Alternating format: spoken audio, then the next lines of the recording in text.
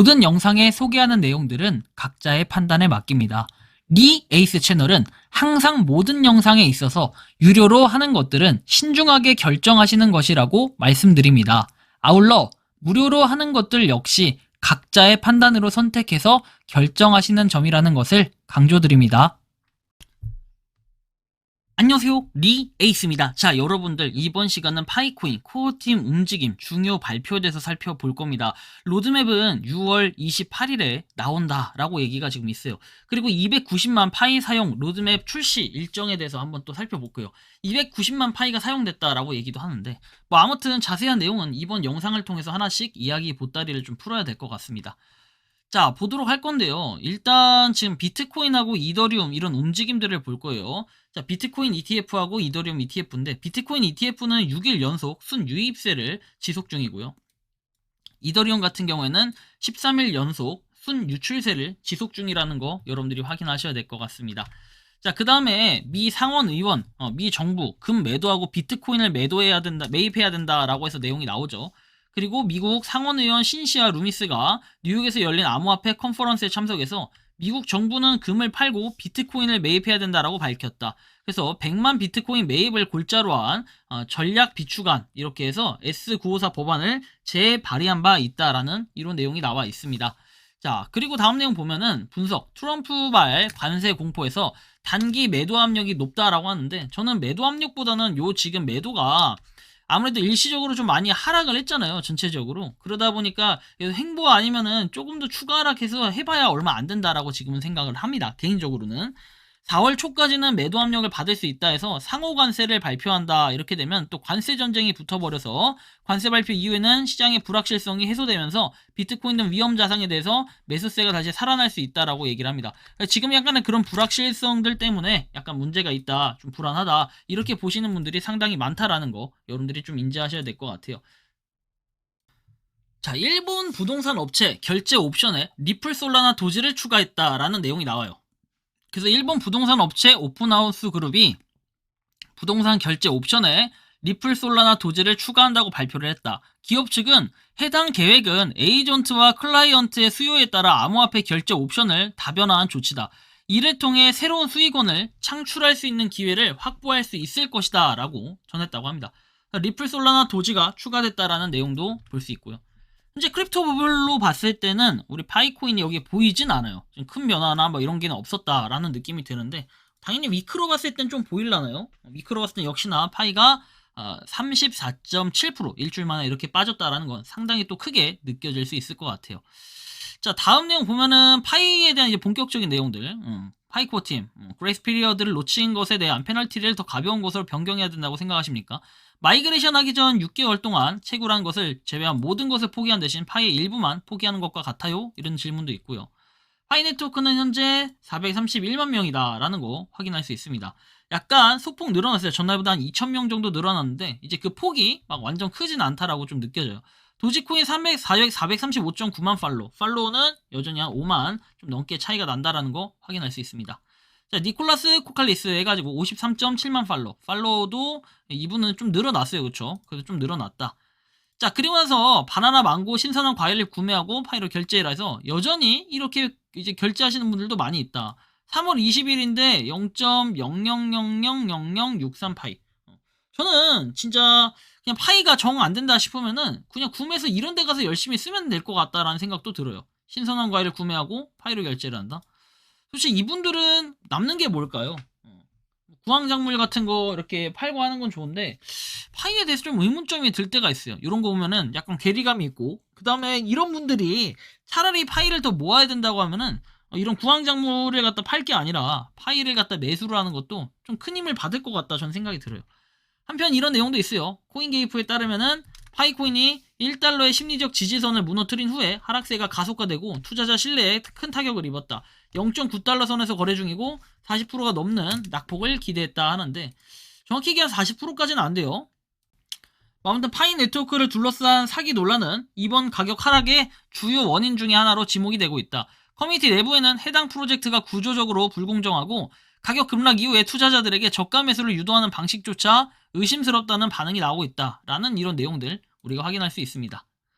자, 다음 내용 보면은 드디어 일론 머스크가 파이를 언급하며 파이코인은 자기 가치관에 맞는 인생 제일 코인이라고 해서 나오죠. 파이코인이 우주에 갈 때 쓸 모양이다. 이 글을 쓰고 문득 아차합니다. 이런 가짜 기사 내고 버티고 오르는 척 이렇게 개미 태우고 하방 0.4까지 가려나 봅니다. 0.4야 얼른 와라. 어차피 하방 갈 건데 얼마나 더 빨리 먹으려고 버티는 척 하는 건지 뭐 이런 내용도 있고. 한편 또 이제 코인 분석 뭐 차트를 갖다가 이렇게 보면서 뭐 느낌이 좀 오나 봅니다. 지금 자리도 결국 버티는 척 하방 셀 겁니다. 저번 하락보다 말이죠. 0.6 지지선인 척 하다 결국은 0.3 이하 떨어져서 그때부터 다시 물량 매집 후에 상승시킬 거다.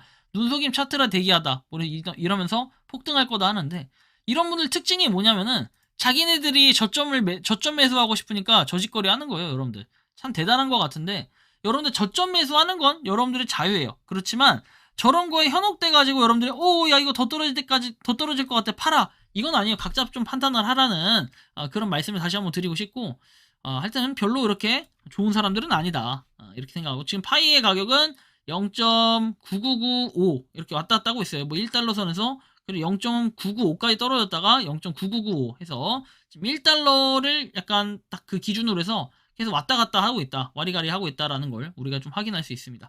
0.97달러까지도 떨어졌는데, 떨어져도 이제는 그렇게 많이 떨어지는 수준까지는 아니고 0.95가 좀 많이 떨어질 때고, 지금 1달러에서 왔다리 갔다리 하고 있다, 뭐 이런 정도 우리가 좀 판단해 볼 수 있겠고, 곧 한 개의 암호화폐가 상승할 예정이다 하는데, 이거는 뭔진 몰라요. 후기에서 그냥 나온 내용인데 상승할 예정이지 상장할 예정이다 이런 건 아니에요. 그죠? 저 내용을 가지고 파이코인이다 얘기하시는 분들이 있어요. 상장이라고 해석하고. 결국 매도했어요. 3달러에 못한 거 2.5달러, 2달러, 1.5에서 1.8달러 못 판 거 다 후회했대요. 그래서 거래소 들락달락거리고 꿈까지 여러 차례 꾸니까 성격상 스트레스 받아서 못 갖고 있다 하는데, 그럼 그냥 지갑에 옮기면 되지 않나요? 일론 머스크가 파이를 언급하면서 파이코인은 자기 가치관에 맞는 인생 제일 코인이래요. 이렇게 얘기하는데 도대체 뭔 소린지 모르겠고, 사주쟁이로서 견해 4월에서 6월 뉴스에 나온다라고 글을 남겼대요. 파이가 크게 주목을 받는데 3월 중순이 넘어간 상태에서 더 깊은 하락은 어울리지 않습니다. 4월의 흐름이 시작되기 위해서 파이는 슬슬 오름세로 전환된다. 모두가 원하는 진입 지점은 오지 않는다. 세력은 자선단체가 아니기 때문에 공포가 가장 깊은 구간이 저점이고, 이는 시간으로 축시인데 흐름상 지금은 인심이다. 축시는 지났어요. 묘시가 되면 해가 뜨기 시작하고 속도가 붙는다. 제 사주적 견해로는 그렇다. 트레이더로서는 그닥이지만 사주적 견해로는 나름 자부심이 있대요. 가장 중요한 핵심 내용을 볼게요. 우리가 지금 뭐 로드맵이 6월 28일이다 이런 얘기가 어디서 나오고 있는지 보면은, 한번 글을 썼는데, 이제 제가 뭐 특정 유튜버 얘기하고 막 욕하고 이러려는 게 진짜 절대 아니에요. 그냥 늘 파이코인이 좀 잘못하고 있는 것 중에 하나가 이런 거예요. 자, 심각한 점 플러스 이상한 점. 자, 늘 이런 얘기들을 누구를 통해서 전파를 하는 건데, 어떤 프로젝트가 뭐 유튜버, 뭐 블로거를 통해서 공유를 합니까?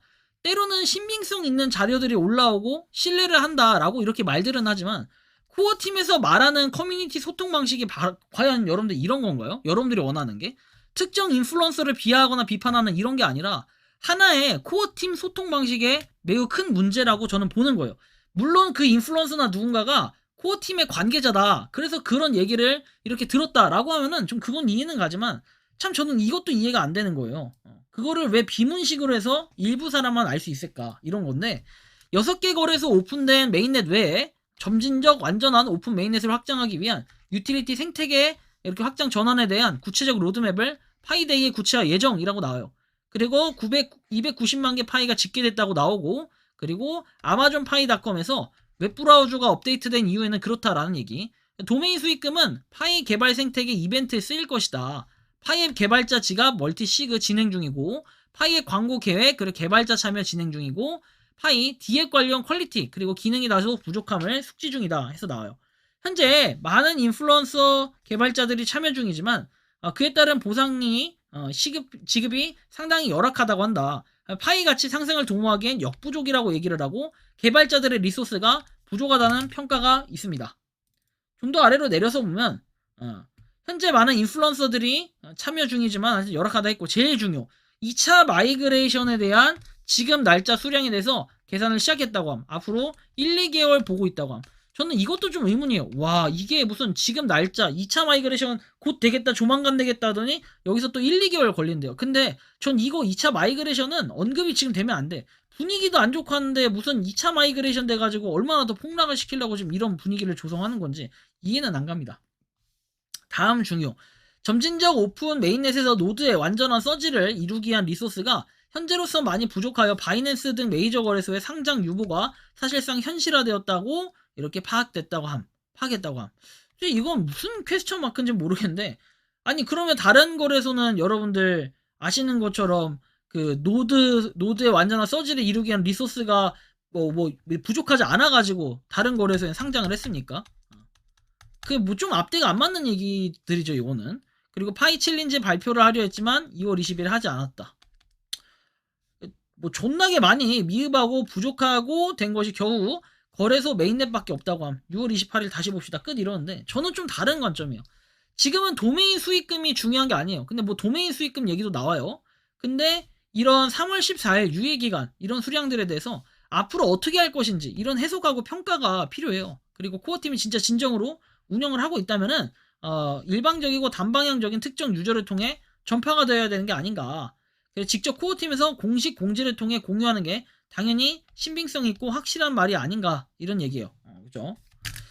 백날 전파만 하면 뭐예요? 공식 공지도 아닌데. 맨날 사람들 하는 얘기 있잖아요. 뭐 하면 툭하면 뭐 유튜버들 말 믿지 말라. 코어팀의 공식 공지만 믿어라. 코어팀도 역시 자기네들 공식 공지에 나머지 채널에서 하는 건 가짜다. 진짜가 아니다. 이렇게 얘기하는데 정작 이런 것들 여러분들 다 믿잖아요. 그럼 다 믿는다고 치고 저도 다 그렇다 칩시다.